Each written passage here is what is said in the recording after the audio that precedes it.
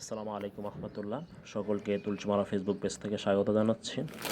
সত্যি বলতে ইফতারের মূল আনন্দ হচ্ছে, ইফতারের সময়ের মূল আনন্দ আর সমস্ত আবেগ হচ্ছে পরিবারের সকলে মিলে ইফতার করা, মা বাবা ভাই বোন। তো সময়ের পরিক্রমা এখন আর ওইভাবে ভাই বোন মা বাবা সবাই মিলে ইফতার করা হয় না, তাই সবাই যার যার মতো ব্যস্ত থাকে।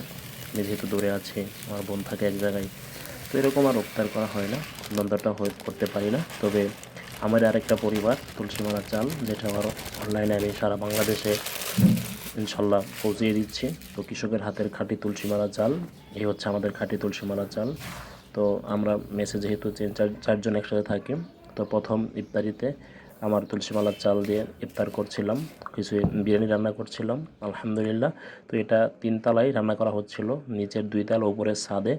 এত সুন্দর সুঘ্রাণ ছড়িয়ে গিয়েছিল। আমাদের বাসার মালিক তিনি ওদিনই বাজার থেকে অন্য একটা চাল কিনে নিয়ে আসছে, মানে চিনি করা চাল কিনে নিয়ে আসছে। তো তিনি আমাকে বলতেছে এটা কী চাল, আমি বলছিলাম যে আঙ্কেল এটা তুলসীমালা চাল। তো এত সুন্দর সুঘ্রাণ, আলহামদুলিল্লাহ, যে নিজের কোনো কিছুর সুনাম শুনলে তখন খুবই ভালো লাগে। আলহামদুলিল্লাহ, সকলে আমার তুলসীমালা ফেসবুকের জন্য দোয়া করবেন। সকলকে ধন্যবাদ। আসসালামু আলাইকুম আ রহমতুল্লাহ।